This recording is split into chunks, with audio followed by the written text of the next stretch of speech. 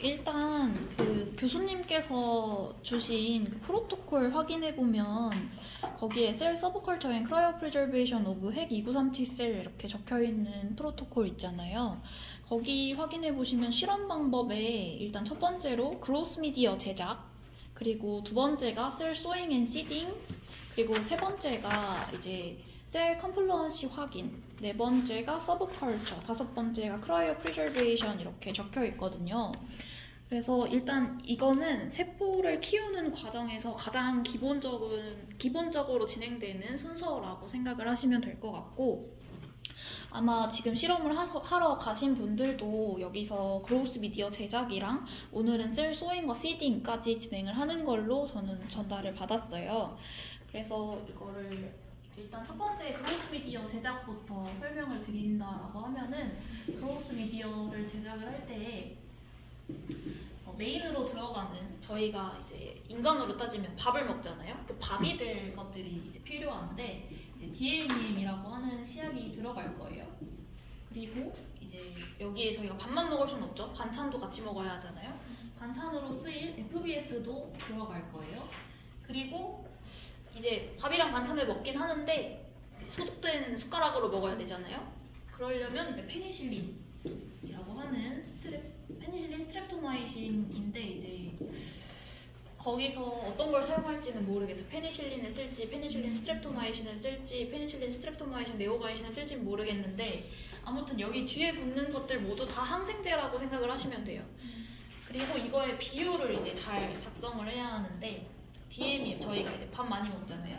그래서 DMEM은 45ml 들어가고, FBS는 5ml 들어가고, 페니실린은 500 마이크로리터가 들어가요. 이거는 저희가 전체적으로 이 그로스 미디어를 만들 때 최종 볼륨을 설정을 하게 되는데, 그때 이제 최종 볼륨 설정을 저희는 50ml로 했어요. 이 50ml에서 퍼센테이지에 따라서 FBS를 몇 ml을 넣어줄지, 페니실린을 몇 ml로 넣어줄지가 이제 달라지게 돼요. 저희는 최종 볼륨을 50ml로 해서 45ml, 5ml, 500 마이크로리터 이렇게 넣었는데, 여기 보시면은 DMEM에 FBS 10% 이렇게 넣어준다고 되어 있잖아요. 그것처럼 그 페니실린도, 그리고 옆에 보면 1% 페니실린 이렇게 적혀 있고, 그래서 이 최종 볼륨이 50ml이기 때문에 50ml에 10% 해서 이제 FBS가 5ml이 들어가는 거였고, 페니실린 같은 경우에는 1%만 넣어주잖아요. 50ml에 1%니까 500 마이크로리터 이렇게 넣어준다고 생각을 해주시면 될 것 같아요. 그래서 이 최종 볼륨이 달라지면 여기에 들어가는 이 시약량도 달라지겠죠? 그래서 앞에 퍼센테이지가 이 ml보다 더 중요하다라고 생각을 해주시면 될 것 같아요. 그래서 이렇게 먼저 실험을 들어가기 전에 밥을 먼저 만들었어요. 이제 얘네를 셀에다가 풀어야 이제 셀들이 얘네들을 먹고 크겠죠? 그리고 이걸 만들어주는 이유가, 이제 셀들을 풀어주기 전에 바이얼 튜브라고 하는 셀을 보관하는 튜브가 있어요. 그 튜브에 셀을 보관할 때에는 반뱅커라고 하는 시약에 보관을 한다라고 제가 영상에 설명을 한번 했는데, 그 반뱅커라는 시약이 DMSO 시약이라고 하는 세포독성 시약이라고 제가 또 이제 설명을 했을 거예요. 그렇기 때문에 이 세포독성 시약인 상태로 셀을 계속 풀어두게 되면, 액체 상태로 계속 놔두게 되면 이 세포독성 시약 때문에 셀들이 모두 죽어요. 그렇기 때문에 이 셀들을 빠르게 녹이고, 그리고 이제 빠르게 이 만들어둔 미디어로 옮겨줘야 이 셀들이 모두 살 수 있겠죠? 그리고 저희의 목적은 이 셀들을 최대한 많이 살려서 최대한 많이 불려내는 게 목적이니까, 그래서 일단 미디어를 먼저 만든 거였고, 이 미디어를 다 만들어둔 걸 이제 저희가 보통 셀럽에서 사용하는 튜브는 15ml 튜브나 아니면 50ml 튜브를 사용을 하는데, 정식 명칭은 뭐 코니컬 튜브라고 하지만 일단 그냥 15ml 튜브, 50ml 튜브 이렇게만 작성을 하시면 될 것 같고, 50ml 튜브가 이제 이렇게 있어요. 이 50ml 튜브에 저희가 필요한 양만큼 먼저 소분을 해둘 거예요. 그 필요한 양이라고 하면은, 보통 이 바이알 튜브에 셀을 이렇게 보관하고 있다고 했잖아요. 이 바이알 튜브가 2ml 바이알 튜브인데 저희는 1ml씩 보관을 하고 있어요. 이 1ml에서 얘네를 이제 여기 15ml 튜브로 옮기고, 이 15ml 튜브에 그럼 여기 1ml이 있겠죠? 셀이. 그러고 이제 여기에 미디어를 또 넣어줄 거예요. 미디어 색을 다르게 되겠죠?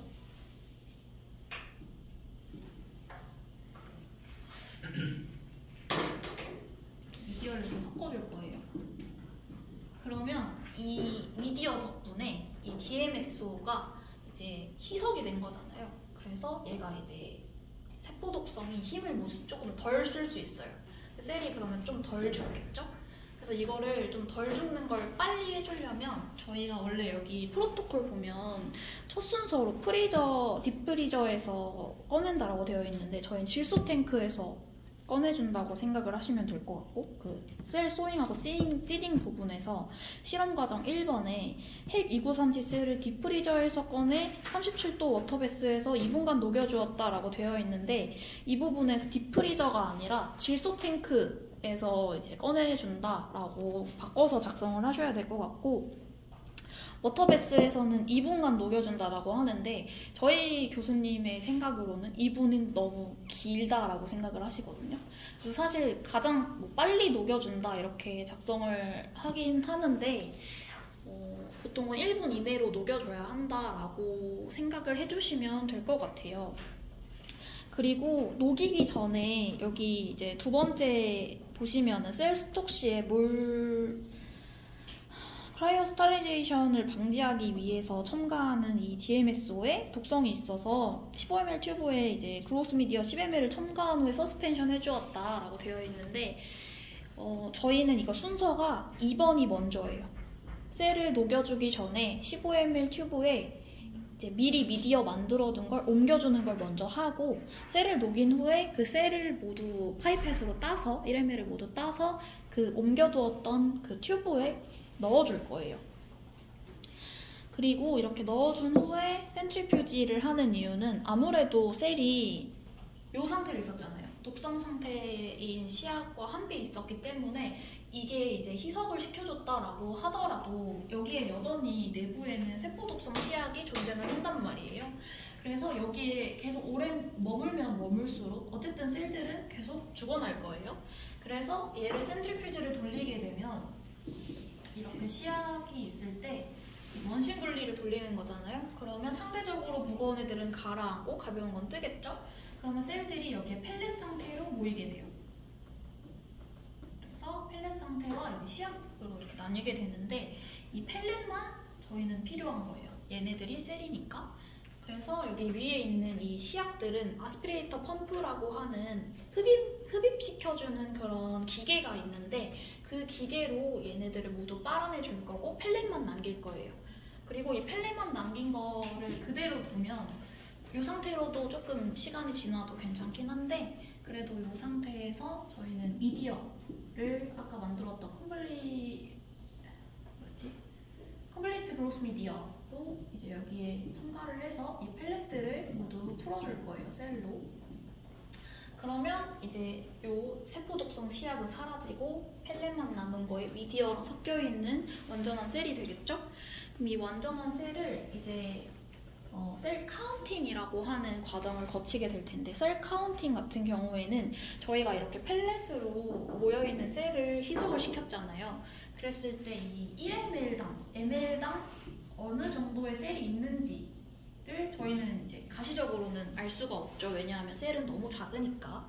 그래서 이걸 저희는 카운팅해주는 기계가 있어요. 그것도 영상 속에서 셀 카운터인 그 카운티스라고 하는 기계가 있었을 텐데 그 기계가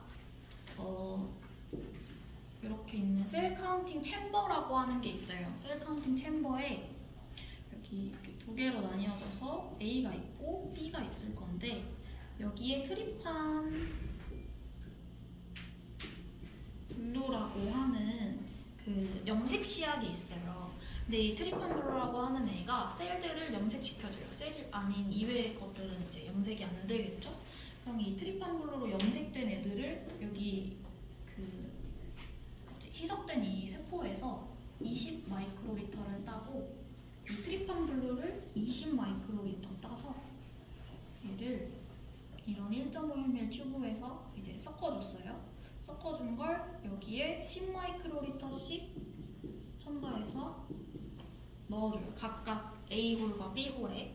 그래서 요거를 카운티스에 이제 넣으면 여기 이렇게 그림상 여기 USB 달려있고 이렇게 화면에 이렇게 뜰 텐데 여기 이 홀에다가 이 챔버를 넣으면 여기에 자동으로 얘가 초점도 맞춰주고 셀 카운팅도 해줄 거예요.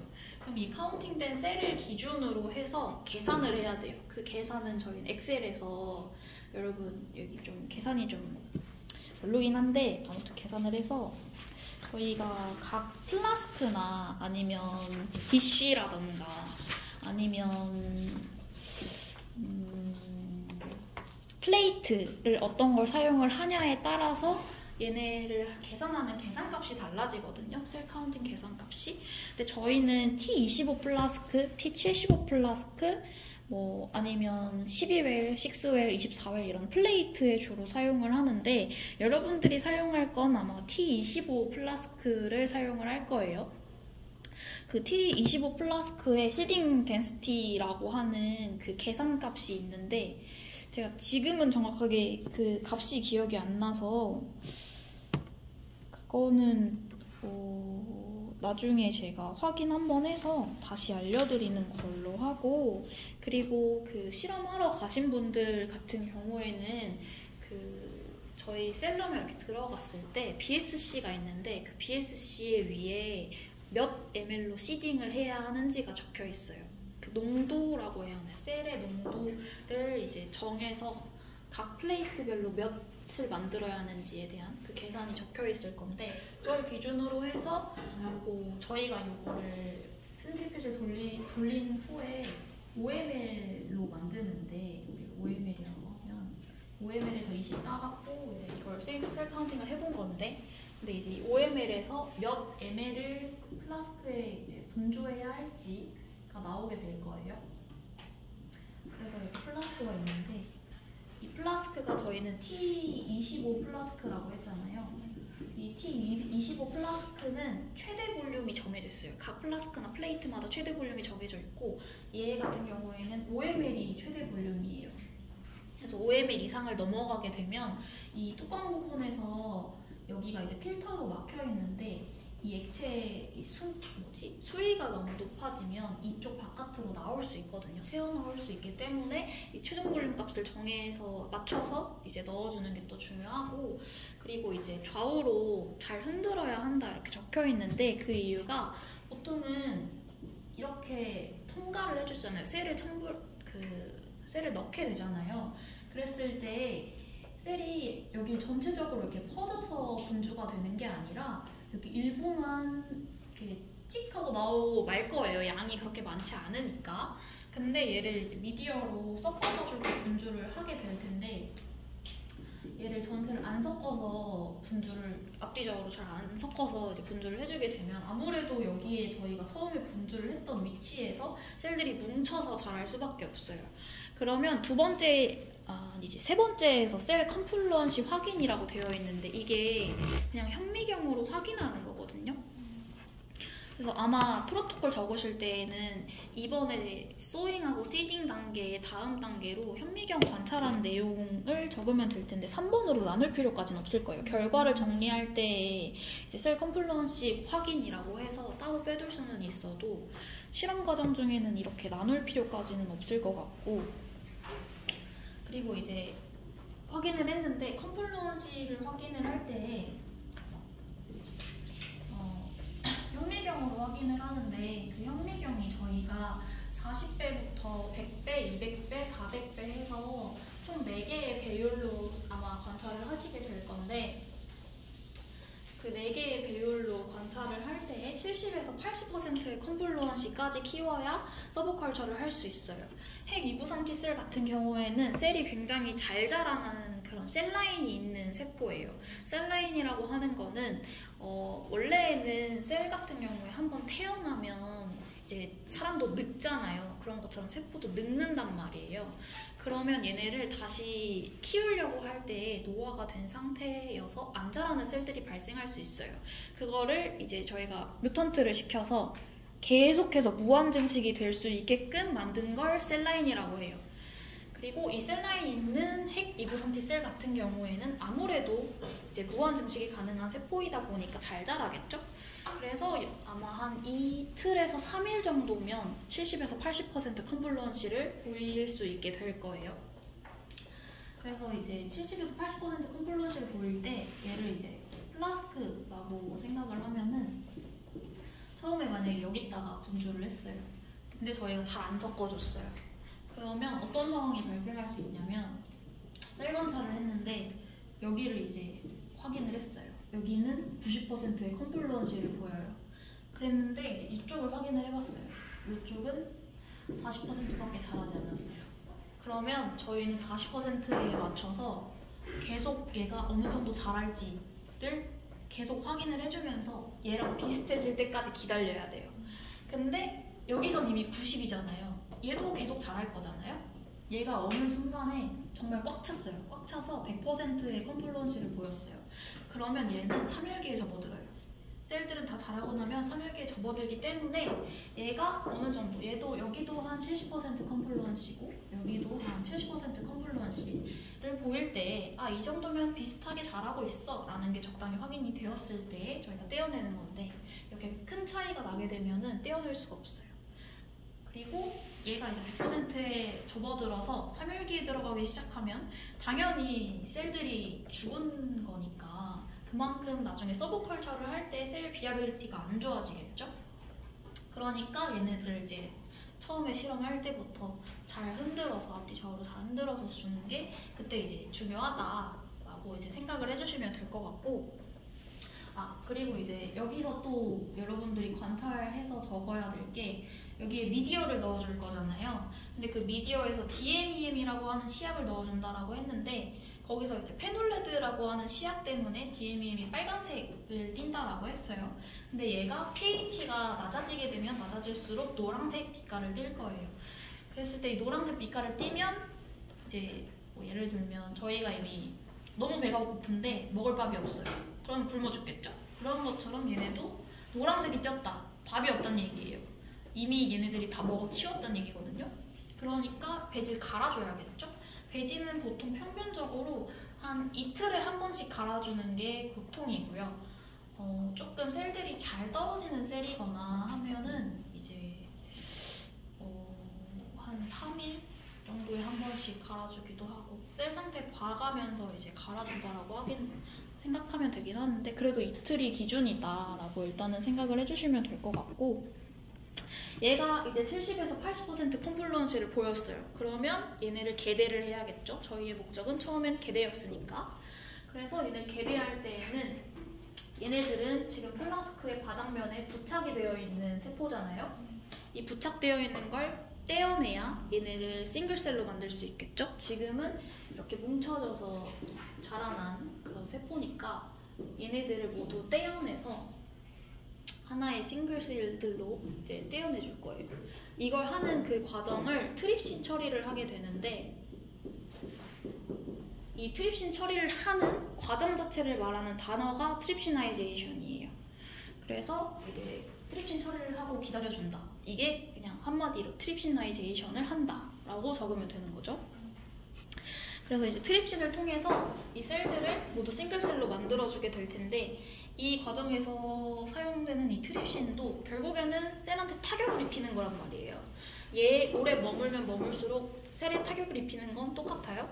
아까 맨 처음에 얼렸을 때 그 반뱅커 사용할 때처럼 얘도 세포 독성 시약이기 때문에 너무 오랜 시간 놔두게 되면 셀이 죽는다 라고 이제 생각을 하셔야 되고 그리고 보통 트립신에 둘 때에는 3분에서 5분 정도를 두고 있어요. 싱글셀로 만들기 위해서. 그래서 얘를 나중에 언젠가 기회가 된다면 그 플라스크에서 처리를 한 후에 기다릴 텐데 그 기다릴 때에 이제 시간이 지나고 보면 셀들이 하얗게 이렇게 떠올라서 뭉텅이로 뭉쳐진 상태를 볼 수 있어요. 근데 저희가 그걸 볼 수 있다라는 건 뭐다? 셀들이 너무 많이 뭉쳐있다, 뭉쳐서 떨어져 있다 라고 생각을 하셔야 돼서 저희는 싱글셀로 막 만드는 게 목적이잖아요. 플라스크에서 파이페팅이 워싱을 하면서 바닥면에 있는 혹시라도 남아있을 바닥면에 있을 셀들을 떨어내고 그리고 이제 이 싱글셀로 뭉쳐진 애들을 풀어준다라는 그 과정이 들어간다 이렇게 생각을 해주시면 될 것 같고 그리고 제가 이거 서브컬처 설명하면서 얘기를 안 했는데 트립신 처리를 하기 전에 그 PBS라는 시약으로 워싱을 해주는 과정이 필요해요. 그래서 미디어를 먼저 없애고 아스피레이터 펌프로 미디어를 먼저 없애고 PBS를 2번 정도 분주했다가 워싱하고 분주했다가 워싱하고 하는 그 과정이 필요한데 PBS를 써주는 이유는 PBS 같은 경우에는 pH가 셀들을 키울 때의 pH랑 비슷해요. 그래서 셀에 최소한의 정말 최소한으로 타격을 입히면서 그러면서 이제 보통 셀들이 저희가 밥 먹고 나면은 화장실 가야 되잖아요. 그런 것처럼 얘네도 배설물을 만들 수 있고 찌꺼기를 만들어낼 수 있단 말이에요. 그 찌꺼기를 워싱해주는 그런 역할을 한다 이렇게 생각을 해주시면 될 것 같고 워싱을 안 하고 가끔 이제 셀들이 너무 약하거나 이러면 워싱을 패스를 하고 키울 때가 있어요. 근데 이런 거에서 발생할 수 있는 단점은 아무래도 워싱을 안 했다 보니 찌꺼기가 그대로 똑같이 세포랑 같이 딸려서 여기 자라나는 곳에 옮겨갈 수도 있고 아니면 저희가 셀을 아무리 관리를 잘했다라고 하더라도 오염이 될 수 있어요. 뭐 곰팡이나 박테리아나 세균류나 이런 다양한 것들이 오염이 될 수 있는데 그때 이제 워싱을 안 해줬기 때문에 이 오염물질도 똑같이 그대로 배양이 되겠죠.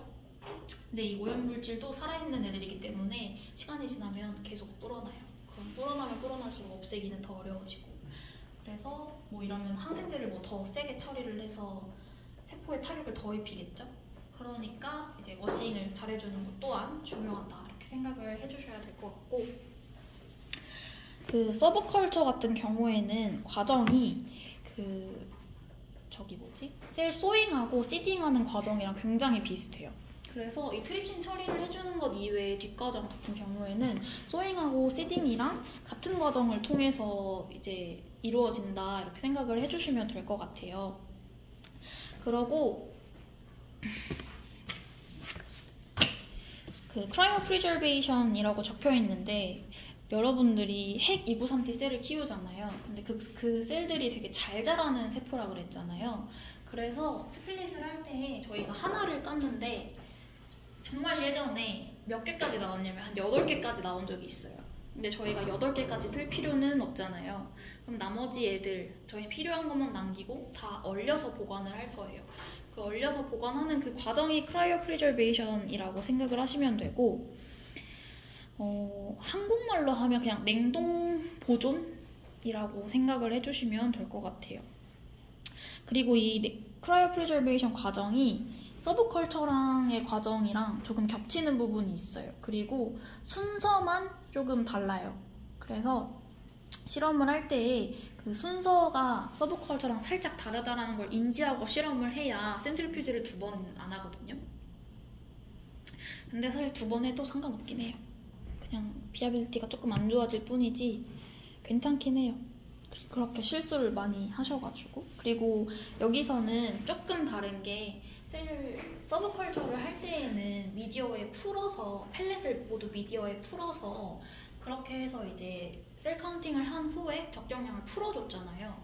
여기서는 셀 카운팅을 먼저 해요. 서브컬처랑 다른 점은 그거예요. 셀 카운팅을 먼저 해서 얘가 얼마나 있는지를 확인을 하고 얘를 펠렛 상태로 만들어요.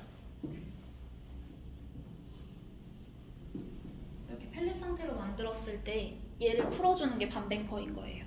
그 과정만 달라요.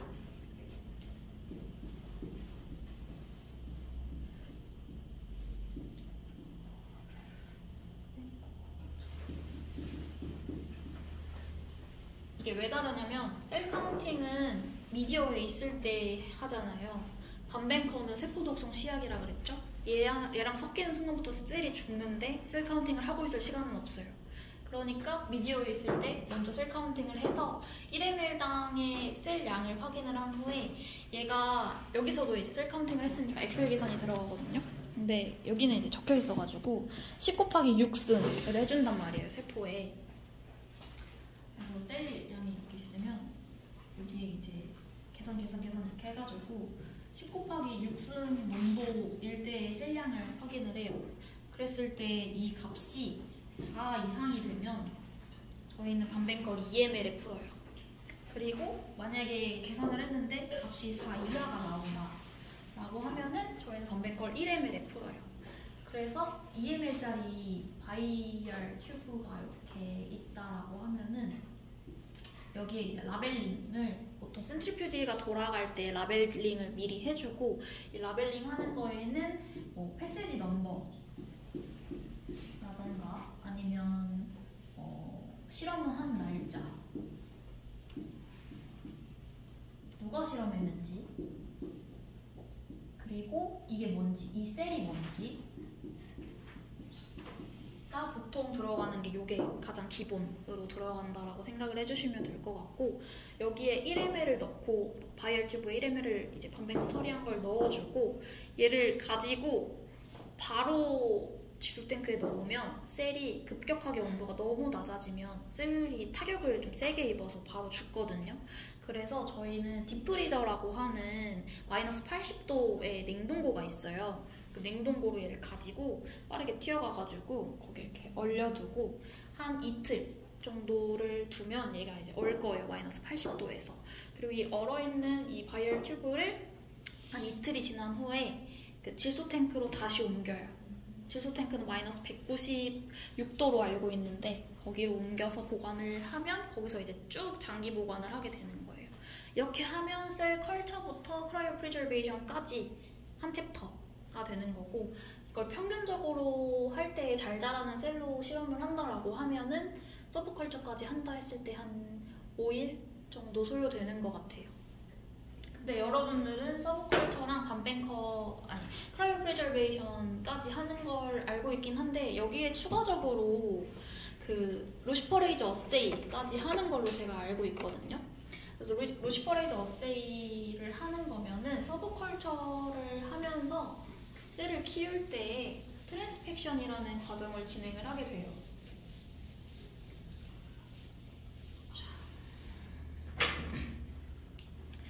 이제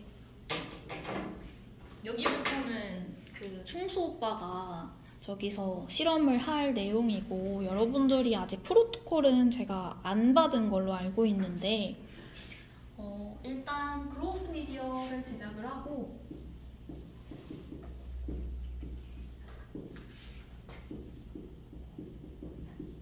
그리고 두 번째로 셀 소잉과 시딩을 하고, 그리고 세 번째로 모폴로지 확인하고 셀 스플릿. 셀 스플릿이 셀 서브컬처라고 생각하시면 돼요. 같은 말이에요.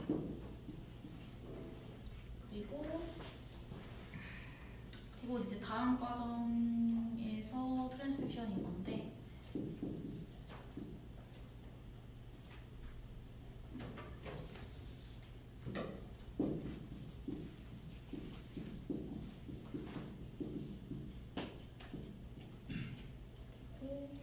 트랜스펙션 하고 바로 슈얼로 슈퍼레이저 어세이,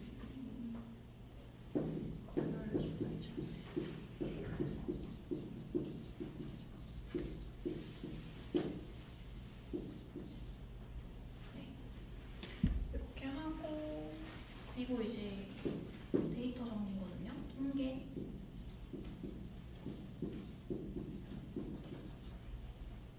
이렇게 진행될 거예요. 순서로 하면.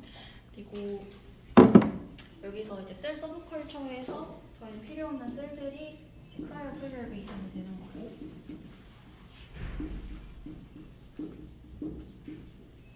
순서는 이렇게 진행이 될 건데, 지금 여기까지는 설명을 들었고, 여기부터 이제 모르시는 거잖아요. 그쵸? 트랜스펙션 같은 경우에는 리포펙타민이라고 하는 시약을 사용을 해서 실험을 보통 진행을 한다라고 생각을 하시면 되는데, 저희가 보통 이렇게 셀이 있어요.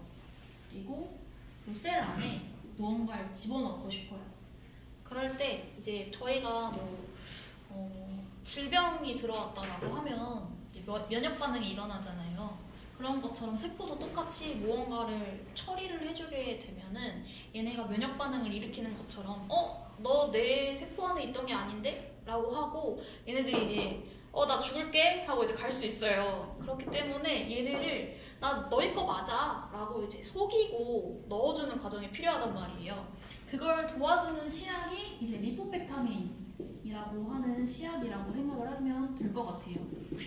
여기는 리포펙타민 3000이라고 하는 인비트로젠 시약을 사용을 하고 있는데, 여기서 이제 리포라고 하는 이 단어에서 알 수 있듯이 리포좀처럼 하는 그 세포를 보통 내부로 들여보내게 해주는 그런 막 같은 거라고 생각을 해주면 될 것 같은데, 이 리포좀처럼 생겨있는 인위적으로 인공적으로 만들어진 이 안에 저희가 첨가를 하고 싶은 시약을 여기 이렇게 넣어줘요.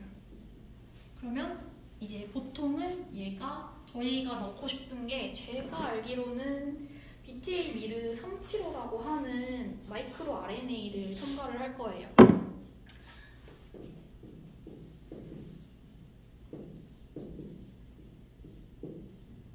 얘는 이제 마이크로 RNA인데 이건 마이크로 RNA의 특정한 넘버라고 생각을 해주시면 될 것 같고, BTA가 보바인에서 따온 말이에요. 보스타우루스에서 따온 말이어서 보바인 내에서 보스타우루스의 마이크로 RNA 375라고 하는 이 마이크로 RNA 미믹을 이 리포좀에 싸서 셀 안에 넣어주는 과정이, 전체적으로 이걸 얘기하면 얘가 이제 트랜스펙션인 거고,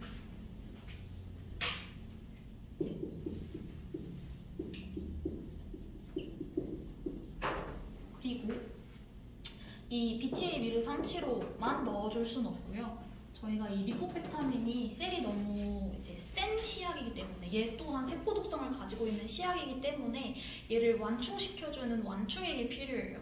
그 완충액이 이제 OptiMEM이라고 하는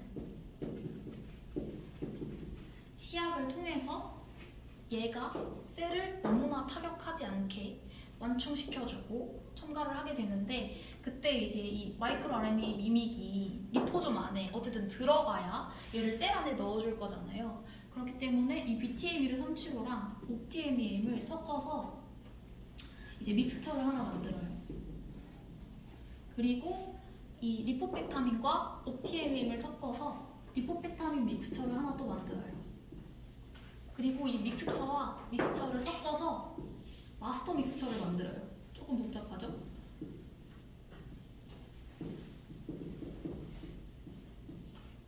그래서 이 마스터 믹스처가 뭐냐면, 이 BTA 미르 375라고 하는 마이크로 RNA가 이 리포펙타민이라고 되어 있는 이 리포좀 안에 마이크로 RNA를 넣어주는 그 반응 시간이라고 생각을 해주면 될 것 같아요. 그래서 반응 시간을 어느 정도 줘야 얘가 이 안으로 들어가서 얘가 저희가 원하는 이 BTA 미르 375를 가지고 있는 리포좀이 생성이 되겠죠? 그럼 이 생성된 애를 이제 셀 안에 첨가를 해주게 돼요. 보통은 드롭 방식으로 이제 떨어뜨린다라고 하는데, 그냥 파이펫이 있으면은, 그림을 못 그리겠네. 파이펫이 이렇게 있으면은 여기에 방울이 이렇게 한 방울씩 이렇게 맺힐 거예요. 어느 정도 이렇게 분주를 해주려고 하면. 그래서 이 한 방울이 맺혔을 때 어느 정도 이렇게 플레이트가 있을 거면은 이 플레이트에 한 방울, 방울로 떨어지도록 하는 걸 드롭 방식이라고 하고, 이 드롭 방식으로 첨가를 해줘야 얘가 이렇게 팡 하고 퍼지면서 고루 퍼지게 되거든요. 그래서 여기서 또 이제 주의해야 될 건, 이 파이펫 팁이 이 웰에 닿을 때 웰 바닥을 긁으면 셀이 그대로 이렇게 쭉 긁혀요. 그리고 쭉 긁힌 데에서 셀이 죽어요. 설명하고 있어? 네. 이거 필요하시나요? 맥북. 어디까지 설명했어? 지금 트랜스펙션 설명하고 있어요. 트랜스펙션? 네, 여기 크로스 미디어 제작부터 크라이오 프리저베이션까지 설명했습니다. 실험은 진행하고 있고? 네, 지금 애들 충수 오빠랑 같이 가가지고 실험 중입니다. 알았어. 갔다 올게. 네. 설명해. 네.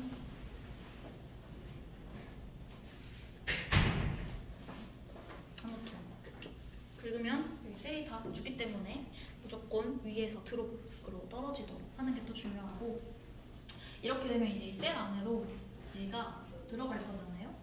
그러면 이 마이크로 RNA가 여기 들어갔을 때 들어갔다 안 들어갔다를 또 확인을 하게 될 거고, 그리고 얘가 이 셀 안에서 영향을 줬다 안 줬다를 판별을 해야 하잖아요.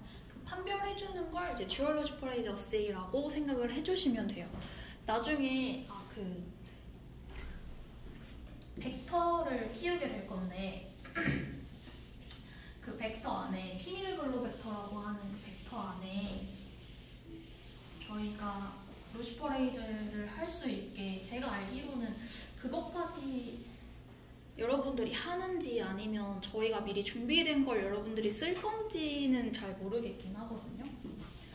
그거는 총수오빠 통해서 한번 확인을 해야 될 것 같고, 그러고 까지만 얘기하고, 너희들 이제 실험하면은 실험 과정을 다 보실 거잖아, 그지? 그러면은 영상을 같이 보는 걸로 얘기했었나? 네. 그럼 영상을 같이 보고 팀장이 다음 주 이 시간에는 작성된 초안을 들고 와야 돼. 무슨 말인지 알겠니? 자, 그 조언들은 팀장만 잘 따라가지고 자기가 해야 되는 분량들을 잘 작성하시면 돼요. 오케이? 안녕히 가세요. 제가 근데 충수 오빠 프로토콜을 확인을 해봤는데 그 트랜스포메이션 하는 과정은 따로 안 적혀 있어서 저희가 하고 여러분들이 사용을 하기만 하는 것 같아요. 딱 로시퍼레이즈 어세이만 하는 것 같아요. 네. 네. 그래서 여러분들이 제가 여기 확인해봤는데 그 트랜스펙션 할 때 웰플레이트를 보통을 사용하는데 그 웰플레이트가 아까 제가 그 서브컬처 할 때 얘기했다시피 종류가 엄청 많아요. 근데 여러분들이 사용할 거는 구글 웰플레이트라고 해서 여기에 이제 8개, 여기에 12개로 되어 있는 홀이 이렇게 있는 그런 웰플레이트를 사용을 할 거고, 그때 이제 웰플레이트 사용을 할 때 여기에 그냥 원이라고 생각해 주세요. 이렇게 있을 텐데 여기 가장 바깥 홀 라인에 PBS를 첨가를 해주고, 그리고 충수 밖에서 만들어 놓으신 걸로는 여기 6개랑 여기 6개 해서 여기 6개는 글루트4 그리고 여기 6개는 KLF2라고 하는 단백질을 첨가가 되어 있는 그런 단백질이 깔려 있는 그런 시약이 첨가된 걸로 알고 있어요. 그래서 여기 주변에 일단 PBS를 넣는 이유가 저희가 실험을 진행을 할 때 이 구유계를 사용을 하게 되면은 저희는 여기 이 내부에 있는 글루트4랑 KLF2의 발현력이 궁금한 거란 말이에요. 근데 얘를 그냥 요 상태로만 깔면 얘네들이 모두 증발해서 날아가요.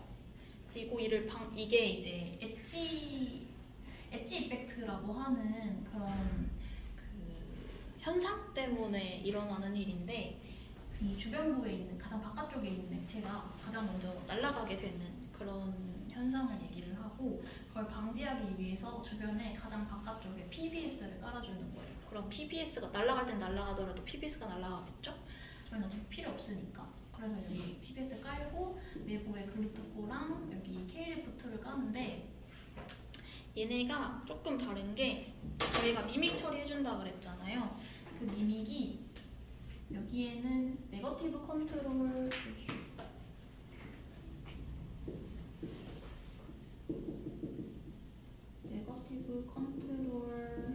미믹이라고 하는 게 있어요. 그리고 여기에 첨가해주는 건 아까 전에 얘기했던 BTA 미르 375 미믹이라고 하는 걸 첨가를 해줄 거예요. 얘가 이제 네거티브 컨트롤 미믹도 마이크로 RNA 미믹이라고 생각을 해주시면 되고 BTA 미르 375 미믹도 똑같은 마이크로 RNA 미믹이라고 생각을 해주시면 되는데 저희는 이 글루트4에서 BTA 미르 375가 영향을 미치는지 그리고 이 KLF2에서 BTA 미르 375가 영향을 미치는지를 확인을 하고 싶단 말이에요. 그렇기 때문에 듀얼 루시퍼레이즈 어세이를 하는 거고 그랬을 때 이 네거티브 컨트롤을 이제 깔아서 얘네는 비교군이 될 거예요. 그리고 이 네거티브 컨트롤 비교군에 대한 BTA 미르 375의 발현량이 나올 거고 그래서 나중에 얘를 통계로 나타내면은 이렇게 된 그래프를 만들 수 있는데 거기서 이 그래프에서 네거티브 컨트롤군이랑 여기에 루시퍼레이즈 뭐라고 해야 되지? BTA 미르 375 처리군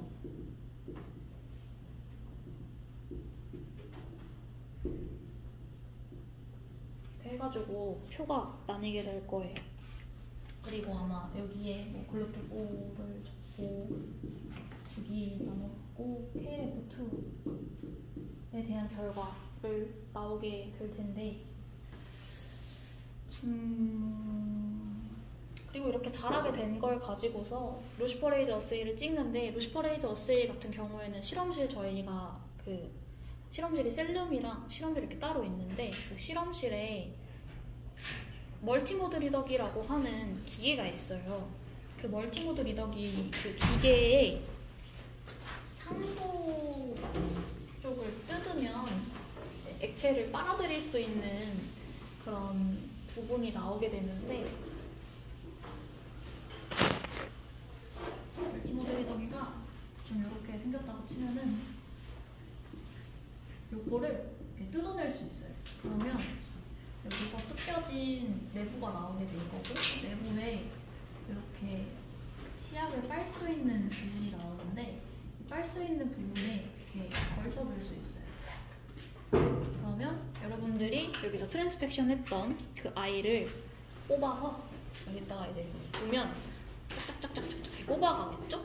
뽑아간 걸로 나중에 이 뽑은 결과가 이렇게 나와서 측정이 되는데 값이 이제 여기 몇, 여기 몇, 여기 몇 이렇게 해서 수치로 만들어질 텐데 그 수치로 만들어진 그 결과 가지고서 그래프를 만드는 거라고 생각을 해주시면 될 것 같고 그리고 제가 사실은 루시퍼레이즈 어세이를 해본 적은 없어요. 저도 해본 적이 없어. 이건 실험과정 관련된 거는 총수 오빠한테 아마 물어보시는 게 제일 정확할 것 같고 그리고 그 루시퍼레이즈 어세이 관련해서 아무것도 배운 게 없으신 거죠?